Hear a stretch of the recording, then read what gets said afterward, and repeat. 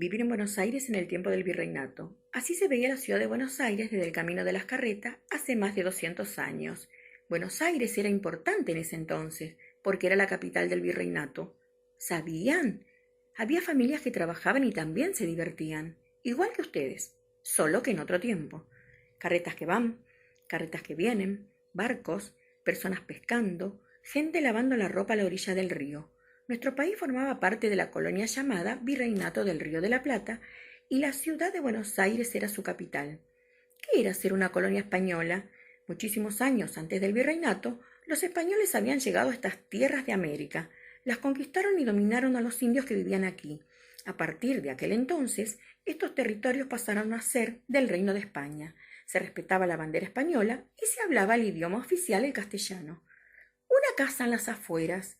Las casas de las afueras de la ciudad tenían paredes de adobe y techo de paja. Las construían con materiales que había en los alrededores. La gente era muy amable, te invitaba a pasar, pero tenían pocos muebles. Se podían encontrar mantas indias, chaquetas y mantillas españolas. Era común sentarse en el suelo o sobre cráneos de animales. En baúles grandes guardaban las cosas más delicadas y queridas como la ropa, porque era muy cara. Buenos Aires, una puerta al mar. En tiempos del virreinato había muchísimo movimiento de gente que iba y venía. ¿Sabés por qué? Porque en aquel entonces llegaban y salían muchos barcos. Venían desde Holanda, Inglaterra, Francia o España. Traían mercaderías para vender y se iban llenos de productos del virreinato para venderlos en España. Las bodegas de los barcos estaban cargadas con géneros finos de Europa y Asia, medias de seda, sombreros, zapatos, botones, hierro, papel, juguetes, relojes, plumas de gansos para escribir y libros. Y cuando los barcos salían, se iban cargados de cueros secos de toros y vacas, carne seca y salada, astas, crines de caballos, plumas de avestruz y lana de ovejas. Cuando llegaba un barco era todo un revuelo. Los capitanes pedían permiso para desembarcar, informaban a los funcionarios del rey y qué traían en sus bodegas. Descargar las mercaderías y los pasajeros era muy complicado. El río era poco profundo y los barcos no podían llegar a las costas porque se encallaban, pero tenían un sistema muy particular. Todos los bultos, bolsas, cajones y personas se cargaban en unos barquitos que se los llevaba cerca a la orilla. Allí los esperaban unas carretas con enormes ruedas. Apretujados y salpicados, por fin llegaban a tierra firme. En las bodegas de los barcos venían los esclavos sentados en el suelo. Tenían grilletes puestos en los pies y en las manos. ¿Por qué sería? Tenían también marcas en el brazo que se las hacía el amo con un hierro calentado en el fuego. ¿Por qué lo harían?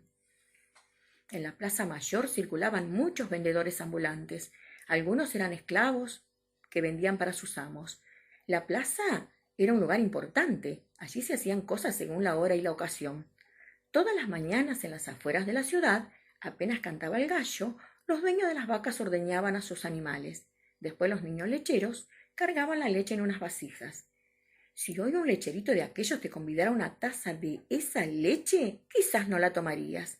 Las vasijas no te parecerían muy limpias después de haber andado cabalgando por las calles polvorientas de Buenos Aires. Sin embargo, esa leche era muy rica. Los chicos ayudaban a los padres en sus trabajos, en alguna tienda o en una pulpería. ¿Sabían que además de lavar taza y los platos, barrían las veredas, lustraban los candelabros, ayudaban a los pulperos a descargar las mercaderías de las carretas? Todos los días había un mercado. Los paisanos traían sus mercaderías, acomodaban frutas, huevos de gallinas y patas de vacas cocidas. Al lado del fuerte donde trabajaba el virrey y los funcionarios, se vendían perdices y mulitas, y al lado del mismísimo cabildo, las verduras. También estaban las bándolas, que eran los puestos donde se vendían peinetas, dedales, cintas y collares de vidrio. ¿Qué tareas realizan los niños de ahora? En la actualidad, ¿existen ferias como las de aquella época? De viandas y almuerzo. Igual que ahora, era bastante común llevar comida a domicilio. Si hubieras vivido en esa época, a las 3 de la tarde, te habrías cruzado con negros cargando viandas de latas con comida para el almuerzo. En la actualidad, ¿llevan la comida a domicilio? ¿Quiénes lo hacen?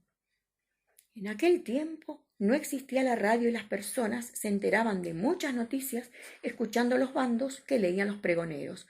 La gente dejaba de hacer lo que estaba haciendo y se asomaba a los balcones o corría a la esquina para enterarse de lo que pasaba.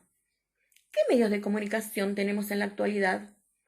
La plaza Mayor, que hoy es Plaza de Mayo, era un lugar donde se hacían grandes ceremonias religiosas y festejos, o la gente se reunía para discutir o resolver un problema que preocupaba a todos. Alrededor de ella estaban las casas de los vecinos más importantes y también los edificios como el Cabildo, el Fuerte y la Catedral. ¿Qué actividades se realizan en la plaza de tu barrio? Caballero, ¿dónde queda? La gente acostumbraba a buscar los lugares usando como punto de referencia el nombre de algunas personas o algún edificio conocido. Si, por ejemplo, alguien preguntaba ¿dónde queda la casa de doña Mariquita?, le decían está pasando el parque de las 4 esquinas del obispo, se dobla al concluir la cuadra y sobre la izquierda la última puerta de la calle. Cuando la ciudad fue creciendo, el virrey mandó a pintar de blanco en cada calle el nombre que figuraba en el plano y su número en cada casa, pero mucha gente se siguió orientando a su manera. ¿Te animás a realizar un plano? Realiza un plano de tu barrio, ubica la escuela, el banco, la plaza, la iglesia y algún edificio o negocio para utilizarlo como punto de referencia. Traza un recorrido desde tu casa a la escuela sin utilizar el nombre de las calles. Escribilo en tu carpeta.